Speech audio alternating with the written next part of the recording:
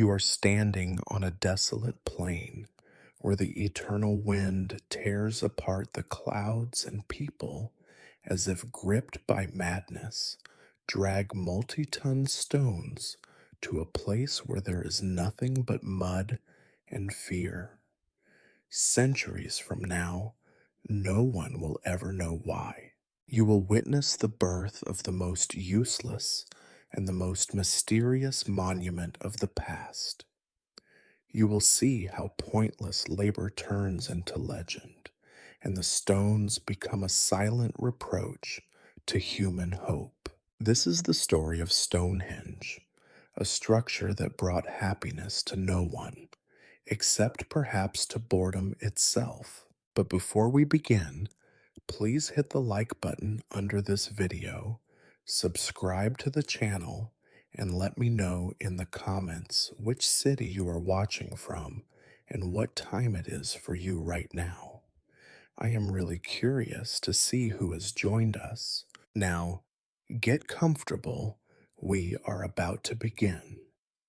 You stand on the chilly, wind-battered plain, the sky forever gray, a colorless dome pressing down on a landscape that seems to have no purpose but to soak in mud and mystery. The horizon is dotted with small, shivering figures, people whose names will never survive the ages, hauling enormous, ancient stones as if this were the only reasonable thing to do on a morning like this. The stones themselves are neither graceful nor heroic. They are heavy, indifferent, and almost certainly bored with being dragged by so many hands, ropes, and hollow hopes. As you watch, a group of men, dressed in rough tunics of dull brown, their feet bound in straw and battered by the damp, heave against a log. Their shouts are not heroic. They are not even organized. Each shout is a complaint disguised as an order disguised as a plea for rest. The logs beneath the stones squeak and groan. Occasionally one splinters, provoking a small communal sigh of despair. The stone, of course, does not notice. You try to count how many people are gathered here, but it is impossible. The crowd ebbs and flows, swelling with every new order barked from the elders. These elders are an unimpressive bunch, remarkable only for the way they pretend to know what they are doing. Their beards are muddy, their cloaks always slightly too thin for the wind, their eyes darting nervously between the stone and the crowd, as if hoping for applause. No one claps. No one ever claps. Applause has not yet been invented, and if it had, you suspect nobody would use it for this. Instead, there is the dull rhythm of work, the scrape of stone on earth, the muttered curses, the sudden yelp as a finger is pinched or a back twinges in protest. The world is filled with the rich aroma of wet grass, tired sweat, and the not so subtle undertone of sheep somewhere upwind. You overhear snatches of conversation, all of it mundane. No one is discussing the gods. No one is dreaming of immortality. Instead, a woman with red cheeks argues with her neighbor about whether the stones would be better off stacked in the corner of the field. Why here? She asks, for perhaps the 100th time. Her neighbor shrugs. Because the elders said so. A little boy, kicking at the mud, announces, "It's for a giant's table." No one disagrees, but no one agrees either. The grown-ups simply go back to their endless, repetitive, soul-numbing labor. The air is heavy with the sense that this is not the first time these people have gathered to build something pointless. Their ancestors might have built mounds or dug ditches, each time convinced it would matter, each time quietly realizing it did not. Now it is your turn to watch them, to listen as another elder, slightly more enthusiastic than the rest, waves his arms and tries to explain why the stones must be arranged in a circle. It will keep the darkness out, he insists, though his voice quivers like a leaf. It will keep the sun in. He has said this every morning for weeks. The darkness has not noticed. The sun rises and sets as it pleases. Some say it is for the cattle, to keep them penned and safe from whatever lurks beyond the plain. Others insist it is a marker for travelers, though there are no roads, and no traveler has ever been seen except for the occasional peddler who leaves as quickly as he arrives, unimpressed by the rising stones. A particularly inventive soul claims it will be a great place for dancing during midsummer, though no one can remember the last time they danced for joy and not for warmth. As you wander among the workers, you note their clothing, plain, homespun wool, patched and stained, practical in every way except for color. There are no dyes here, just the unending palette of mud. The tools they use are equally uninspiring: stone hammers, bone picks, wooden shovels that seem more suited to rowing than digging. Nothing is elegant. Everything is necessary. The children are everywhere, muddy and bored, kicking at stones, inventing games that involve as little effort as possible. A few mimic the elders, wagging imaginary beards and issuing nonsensical orders before collapsing into giggles. The only ones who seem truly interested in the stones are the dogs, who see them as convenient places to scratch an itch or mark their territory. You begin to suspect that the purpose of this construction is not important to anyone. What matters is that it is happening. People need something to do, a reason to gather, to complain, to sing when the mood strikes, to grumble when it does not. Every evening, when the sun dips low and the cold sharpens, families return to their smoky huts, carrying with them the same stories they told last year and will tell again next winter. Tonight, by the fire, someone will surely speculate. Perhaps the stones will bring good luck. Another will mutter, or perhaps more rain. And the children, half asleep, will imagine that tomorrow the stones will have grown a little taller, all on their own, or perhaps have wandered away in the night. No one, not even you, really believes that the answer will be revealed.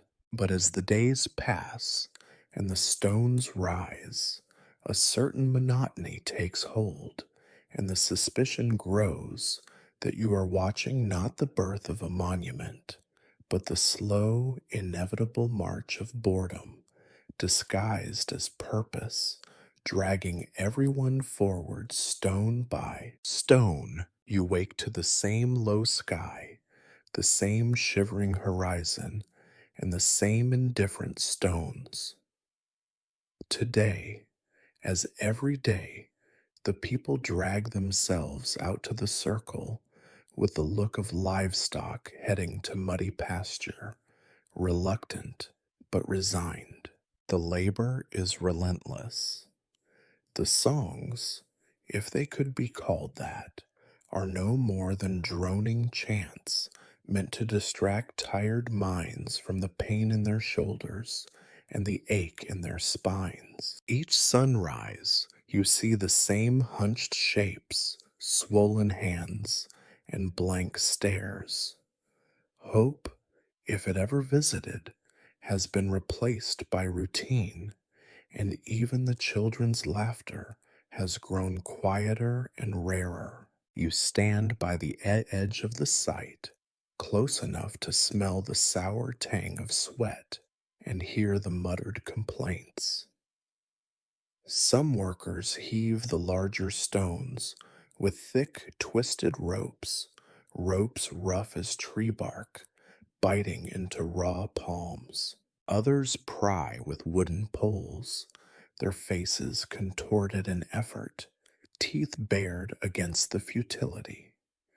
Now and then, one of the stones lurches forward an inch, and everyone shuffles to adjust. More often, nothing happens except a groan of disappointment or a shouted order that sounds suspiciously like a curse. You try, once again, to count the people here. There must be hundreds, but they seem to multiply and vanish like ghosts. Most are men, some not much older than the boys who chase each other through the puddles. A few women help as well, especially in the mornings, before returning to their own grimmer tasks, tending the sick, weaving endless strips of cloth, arguing over the proper way to store barley. Everyone's eyes seem smaller than they should be, squinting against the drizzle, against the truth, against the elders' increasingly desperate speeches. Every few days, a gathering is called. The elders, bundled against the cold in cloaks that only make them look older and thinner, stand atop a stone as if it were a throne. Their voices do not carry. The wind steals their words, leaving behind only vague hints of duty, future, and the ever present circle. Some in the crowd nod as if they understand, but most stare at the ground or at their hands, counting the blisters. The elders' beards grow longer, grayer, more tangled, but the stones do not seem to care. They remain as unmoved as ever, a silent rebuke to every idea, every promise, every prophecy uttered in their presence. The talk among the workers is even less inspiring. They have stopped trying to guess the meaning behind the construction. Some still grumble about giants, others about the foolishness of building in a place where the ground never truly dries. We could have made a house, one man says, or a wall, or a bridge. His friend replies, we could have slept. They laugh, but the laughter is hollow and brief. The stones roll a little further, indifferent to the dreams and disappointments of their human companions. The weather is always uncooperative. When it rains, and it always rains, the site turns into a soup of mud, straw, and ancient hopes. The logs used to move the stones become slick, treacherous. More than once, a worker slips and disappears, only to emerge moments later, caked with earth, face set in a grimace that could be either rage or shame. The elders watch these mishaps with a sort of helpless detachment. No one is punished, no one is praised. Accidents are part of the process, as natural as the aches that settle into every bone. There are rules, of course, because humans cannot exist without them. The workers are supposed to eat only at certain times, work only during daylight, and always keep a respectful silence when the elders are near. No one follows these rules very strictly. Meals are eaten standing up, food gulped down between tasks. The daylight is weak, unreliable, barely enough to see by, and the silence is broken constantly by complaints, arguments, and the occasional creative insult hurled at the nearest stone. In the evenings, when the day's labors have wrung out every ounce of strength, the people gather around smoky fires. They sing, not for joy, but because there is nothing else to do. The songs are old, older than the stones, and just as mysterious. They tell of rivers that used to run clear, of lands where the sun once shone, of leaders who had answers. No one really believes these songs, but they sing them anyway. The firelight flickers on tired faces, casting shadows that look like ghosts of the people who started this work long before you arrived. You listen to these songs, trying to detect a pattern, a clue, anything that might reveal the true purpose behind this never ending construction. Instead, you find only repetition, weariness, and an odd sense of pride. The people have begun to measure their lives by the stones. Remember when we moved the first one, someone will say. Remember the day the great storm blew down the scaffolding. They count time not in seasons or moons, but in the accidents and achievements of this stony endeavor. Some, especially the older workers, insist that there is a reason for all this labor. They talk of omens, dreams, and visions seen in the smoke. One claims to have watched the sun cast a perfect shadow through the unfinished arch at dawn, a sign that the gods approve. Another claims the opposite, that the project is cursed and will never be finished. The truth, as always, is that no one knows and no one dares admit it. Certainty is a luxury nobody can afford. You find yourself drawn to the margins of the camp, where the less respected and less enthusiastic congregate. Here, the talk is even grimmer, but also more honest. They joke that the circle will be used to store barley, or as a pen for particularly stubborn sheep. One man suggests it is all a test by the elders to see how long people will follow pointless orders before rebelling. They all laugh, then look over their shoulders to make sure no one is listening. No one is, of course. The elders are too busy squabbling over the next step in the plan, the workers too busy pretending to care. The children are the only ones who seem to thrive. They run in and out of the half finished circle, inventing rituals and games with rules known only to themselves. Sometimes they stop and stare at the stones with wide eyes, as if expecting something magical to happen. When it does not, they move on, their disappointment quickly forgotten. You envy them, their ability to find purpose in the pointless, their lack of interest in explanations. One evening, as the fire dies and the wind rises, you overhear an argument between two elders. One insists that the stones must align perfectly with the sunrise on the longest day. The other claims the alignment is with the moon. Neither can prove their point. Their voices fade into the night, replaced by the drone of insects and the distant bleating of sheep. The stones, for their part, remain silent, giving up none of their secrets. As you prepare to sleep, curled on a mat of bracken and damp cloth, you reflect on what you have seen.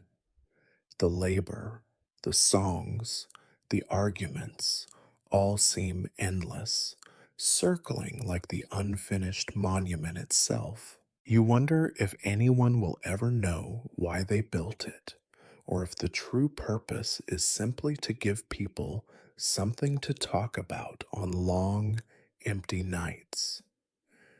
And so, under the heavy sky and the watchful stones, the work continues. Day after day, year after year, backs bend, songs drift, and the mystery of Stonehenge grows deeper, wrapped in mud, monotony, and the faint hope that one day someone will finally understand why. You would think that after years of hauling stones and piling up mud, the people would have grown tired enough to abandon any attempt at celebration. Yet, as the monument's outline rises uncertainly against the sky, something strange takes hold, a desire, or perhaps an obligation, to mark their progress with rituals and ceremonies. It begins with a single voice calling out into the dusk,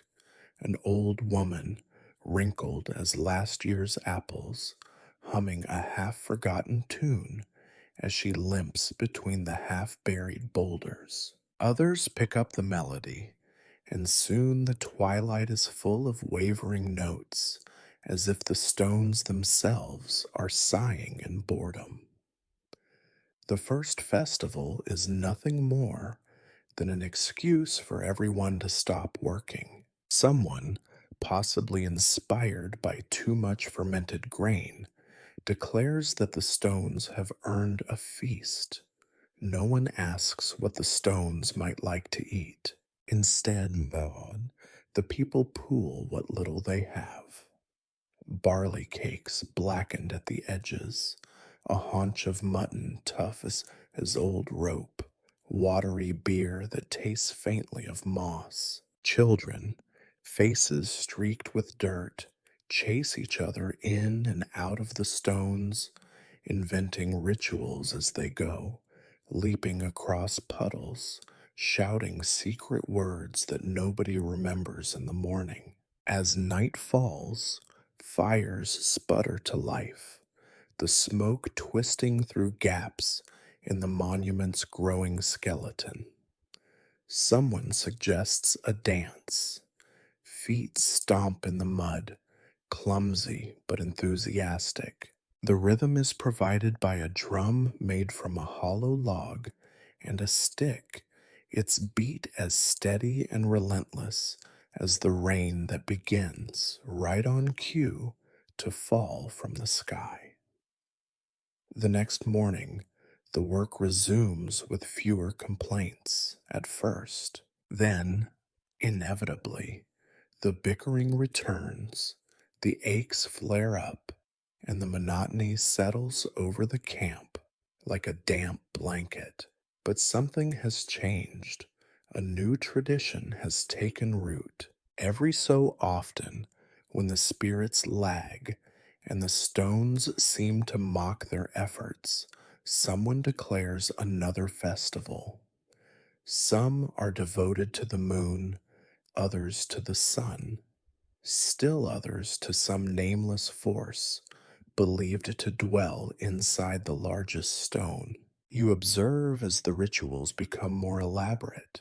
Now, instead of just food and dance, there are sacrifices.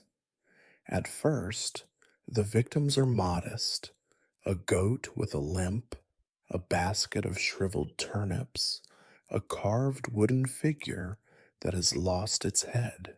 But over time, the offerings become grander, as if the growing monument demands ever greater tribute.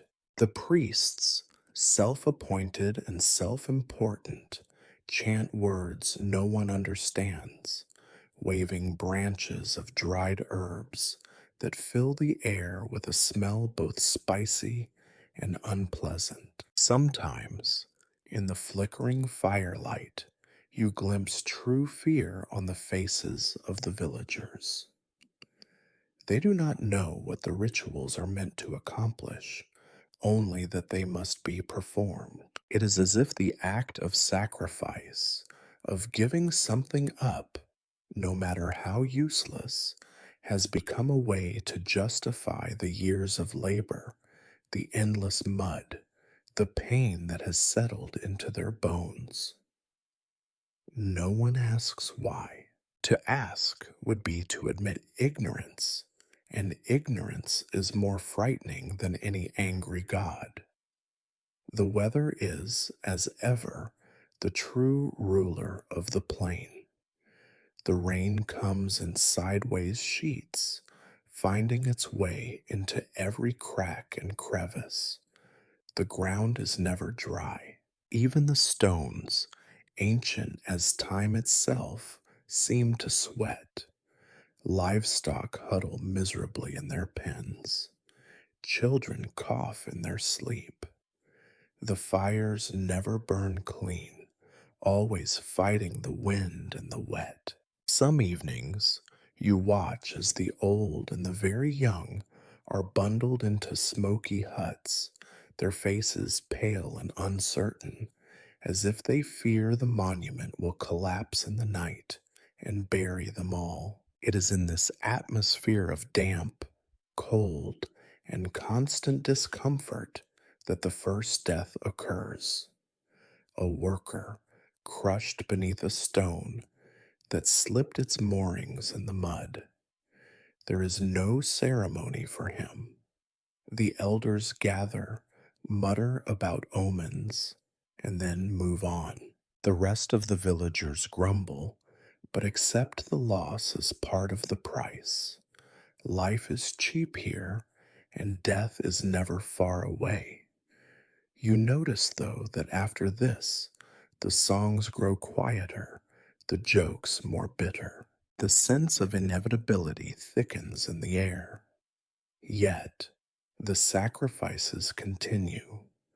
The blood of goats, sheep, and chickens darkens the stones, staining them in ways that rain can never quite wash away. The priests grow bolder, their rituals more elaborate. One proposes a night vigil where the youngest and oldest must sit among the stones, listening for voices from the other world. Most return in the morning cold, tired, and disappointed, having heard nothing but the wind. The monument, still unfinished, becomes the center of everything.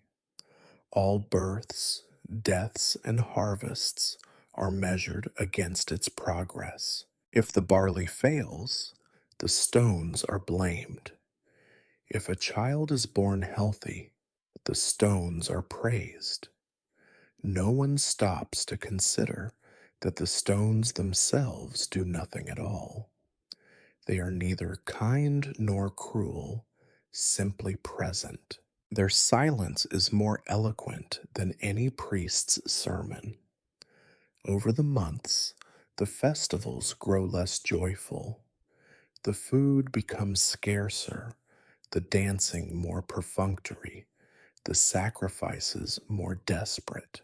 You see mothers clutching their children tighter, men staring sullenly into the fire, wondering when or if this endless task will ever be complete. The elders, perhaps sensing the growing unrest, invent new reasons for hope. The next festival, they say, will bring good weather. The next sacrifice will please the gods. Always the next, never the now. In this way, the years pass. Each season blurs into the next. The only things that change are the faces, some older, some gone, some replaced by newcomers with the same tired eyes and muddy feet. The stones, unmoved and unmoving, continue to rise. The monument is now unmistakable, a circle, a mystery, a weight on everyone's mind. One evening, after a particularly violent storm, you watch as the villagers gather once more around the stones. This time, the ritual is silent. No songs, no laughter, not even the wailing of the youngest. Just the sound of rain, the crackle of wet firewood, and the occasional sniffle as someone tries and fails not to cry. In this moment, you realize that the monument has become more than just a pile of stones. It is a repository for every hope, every fear, every unspoken wish and regret. It is the anchor that keeps these people rooted to this sodden, joyless patch of earth. And still, no one knows why they build. The elders insist it is for the future. The priests claim it is for the gods. The workers, the women, the children, they build because it is what they do, because to stop would be unthinkable. The stones demand nothing, yet receive everything. So the festivals continue, the sacrifices accumulate, and the damp never lifts. The monument grows, and with it, the burden of meaning, heavy, silent, and utterly unyielding. The years, unremarkable as a row of rain soaked stones, move past you with the slow inevitability of moss creeping up the monument's side. Faces change, names vanish, but the circle remains stubbornly unfinished and impossibly heavy in both stone and memory. It is no longer possible to recall a time before the monument when the plain was just grass and silence. Now every story, every quarrel, and every hope is tethered to the slow rising and rearranging of megaliths. One by one, the builders who were young when the first stones arrived have gone. Some wandered away, swallowed by the horizon, while others remain only in the uncertain tales told by their grandchildren.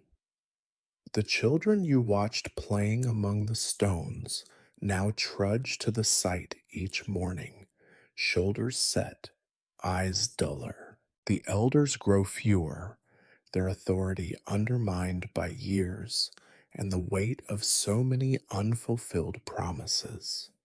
Yet new hands take up the ropes. Some come from distant villages, lured by rumors of work or the prospect of being part of something grand, though no one is quite sure what that something is. The old workers mutter about the good old days, when the stones were properly dragged and no one questioned the circle. The new ones scoff quietly, preferring to invent their own explanations rather than inherit the tired legends. And what explanations there are!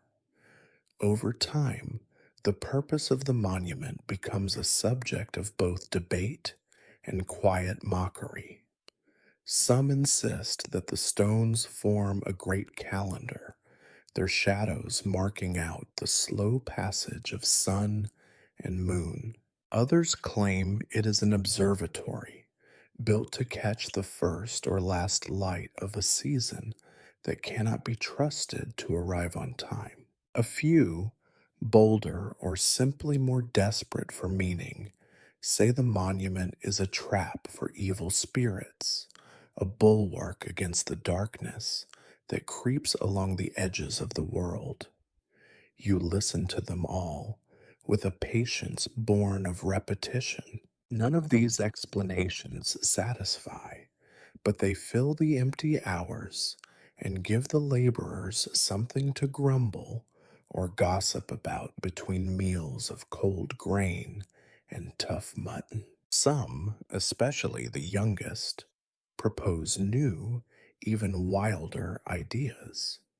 Perhaps the stones are a message to the stars, or a giant's abandoned game, or a monument to a forgotten chief whose name now only survives as a curse muttered when toes are stubbed against the stones in the dark. Ritual, too, changes as the generations pass.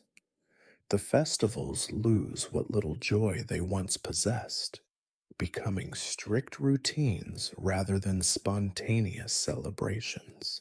The priests, now as numerous as the stones, quarrel over which rituals are essential, which are blasphemous, and which are simply boring. The firelight grows dimmer, the sacrifices smaller, the songs more half hearted. No one expects miracles, but it seems wrong to abandon tradition entirely, even as the reasons for each act are lost to memory. You begin to notice how the people carry their weariness. There is an unspoken sorrow in the way they look at the monument, a heaviness that sits behind their eyes and sours their jokes. The monument was supposed to bring greatness, or at least meaning, but now it has become a measure of what has been lost. The old stories, the ones that once promised prosperity, good weather, or protection from misfortune, are now told only to children, who repeat them more out of habit than belief. Around the fire, the workers share tales of things that never happened, harvests so bountiful that even the crows grew fat, festivals that ended with laughter instead of rain, a future when the stones would finally reveal their secret and all would be explained. These are comforting lies, and everyone knows it, but no one dares suggest silence. Even the act of hoping for hope is too precious to lose. It is not just the labor that wears them down, but the constancy of disappointment. Every new season brings fresh predictions. The stones will be finished by midsummer, or this will be the year the gods speak. Each prediction is followed by failure, and each failure is met with a dull acceptance that is somehow worse than despair. Yet the work goes on. Ropes are replaced, wooden levers carved anew, holes dug and redone when the mud collapses overnight. If the stones cannot be finished, at least the effort can be. The elders, once revered, now find themselves ignored or pitied. Their speeches are shorter, their audiences smaller, and their own faith clearly shaken. Occasionally, one of them will wander out to the edge of the site, staring at the horizon as if expecting some sign. The others pretend not to notice when he does not return. The workers' stories become part of the monument. Every chip in the stone, every rope scar in the earth, every lost tool or forgotten name, all are absorbed by the circle. It becomes less a symbol of unity or achievement and more a quiet record of exhaustion and compromise. Yet there are flashes, brief, almost invisible, of something like hope. When a new stone is raised and settles with a thud into its place, the crowd sometimes murmurs, as if for a moment believing that this, finally, is the piece that will make everything make sense. But these moments pass quickly. The next rain comes, or a rope breaks, or another worker slips in the mud. The monument returns to its role as silent observer, indifferent to the plans and passions of its builders. You sometimes catch yourself wondering if the circle is simply a mirror, reflecting back the confusion and longing of those who tend to it. The meaning, if there is one, lies not in the stones, but in the endless search for meaning. Perhaps the greatest gift the monument offers is the space to hope for something better, even when the evidence argues otherwise. In the evenings, as the wind rattles the half finished stones and the fires sputter out, you hear the whispered doubts and see the nervous glances exchanged over bowls of weak broth. Still, no one leaves. To leave would be to admit defeat, and defeat is the only thing everyone fears more than boredom. And so the years slide by, smooth as stone, polished by countless hands. The circle grows, bit by bit, a little higher, a little wider, a little more complicated. The generations turn, the purpose shifts, and the secret sorrow of Stonehenge becomes just another part of the landscape, enduring, unexplained, and as necessary as the endless rain. Eventually, as seasons dissolve one into the next, the building ends not with celebration, but with exhaustion. You find yourself standing in the shadow of the completed circle, though the word completed seems both hopeful and misleading. The final stone is set with no more ceremony than the others. A dull thump into mud, a rope cast aside, a group of workers collapsing where they stand, not with pride, but relief. Nobody cheers. There are no banners, no music, no speech from the elders, only the sound of distant rain and the soft collective exhale of a burden finally let go. The monument, for all its effort and ambition, looks the same in every weather, a circle of cold stone, indifferent to human dreams.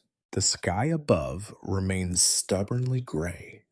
The wind whips through the uprights, and the mud never dries, no matter how many festivals are promised.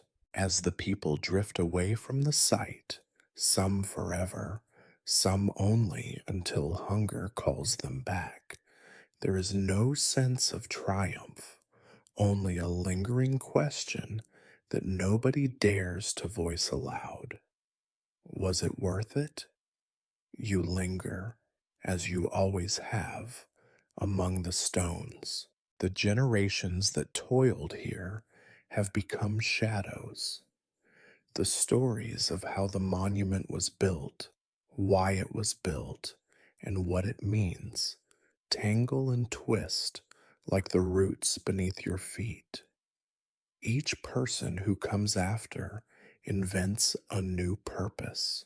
In the pale light of dawn, a group of young men pace the circle, arguing over whether the stones point toward the sunrise on the longest day or the moon's lowest dip in winter. One of them insists it must be a calendar, but cannot say for whom. Another claims it is for the dead, though he is vague about which dead and why they should care for such a cold and drafty resting place.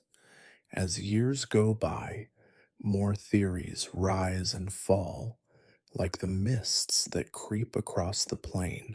Some villagers say the stones mark the spot where giants once played at games. Others declare that it is a great stage for forgotten rituals, a place where priests once called the sun out of hiding or banished the dark with sacrifices and complicated dances. You watch as a newcomer, eager to impress, suggests the circle is an ancient courthouse where disputes were settled with stone faced gravity. His audience is unimpressed. The only truth is that the stones do not answer. Children, braver than the adults, invent their own uses. They run between the pillars, turning the monument into a maze or a fortress, sometimes daring each other to touch the tallest stone after dark. In their eyes, the circle is not sacred or mysterious.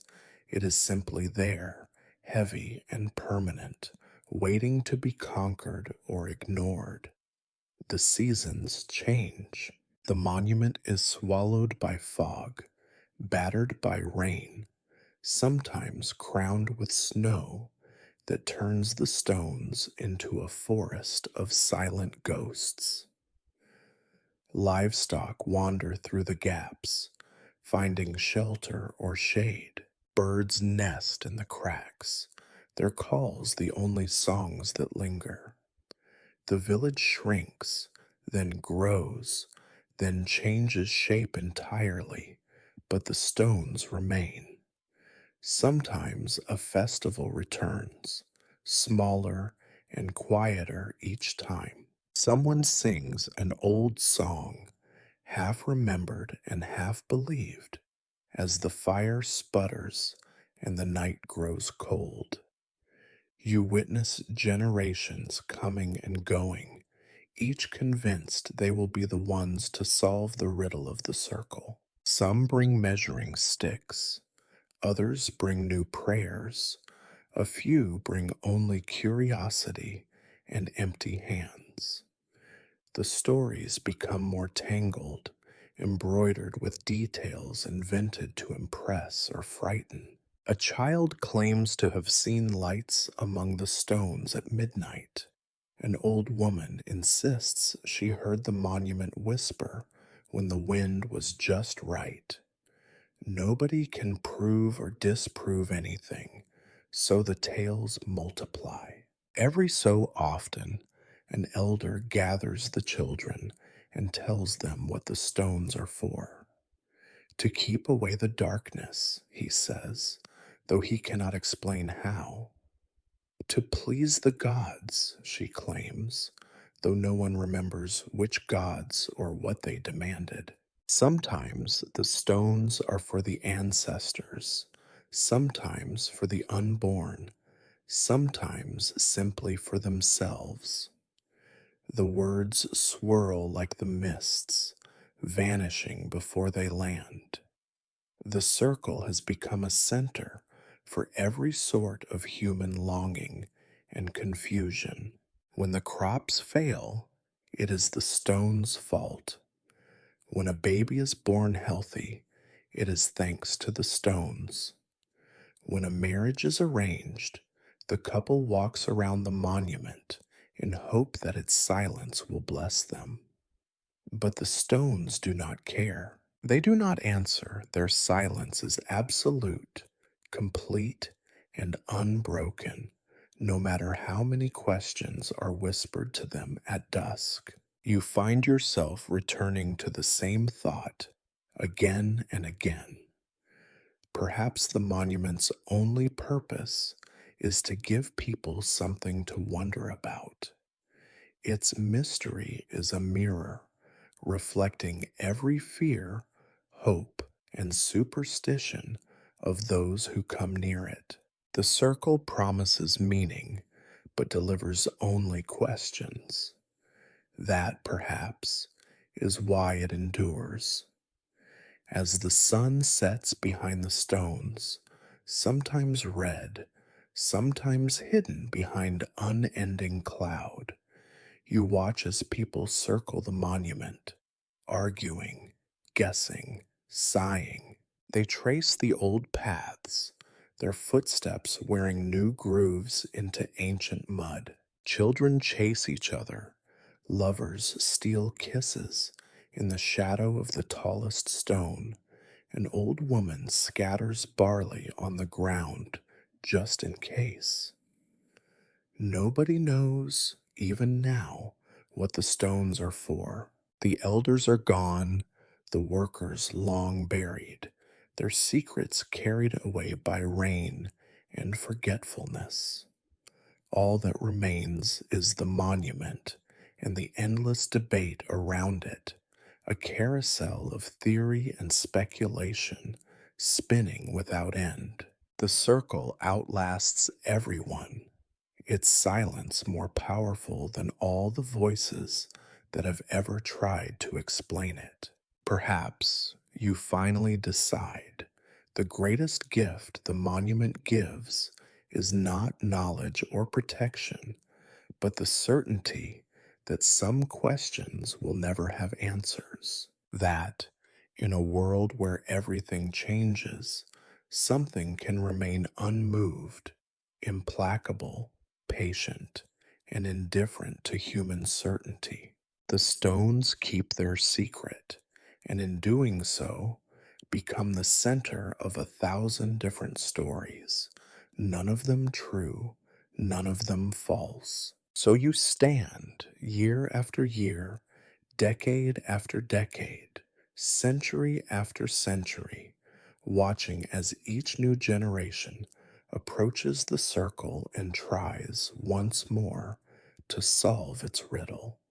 They will fail, of course. They always do.